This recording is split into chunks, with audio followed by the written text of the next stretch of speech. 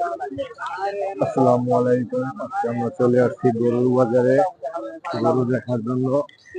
এখানে অনেক বড় বড় গরু আছে, গরুর কোনো অভাব নাই। এটা হলো নদীর পাড়ে মেঘ ফেরে গেলে অনেক সুন্দর সুন্দর এখানে বিভিন্ন আইটেমের গরু পাওয়া যায়। গরুর কোনো শেষ নেই, অনেক অসাধারণ গরু পাওয়া যায়। আমার সাথে আছে আমার বয়াতি এবং আমি গরু দেখার জন্য।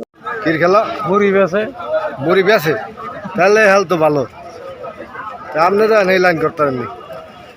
আমি করবো, তবে সময় আছে।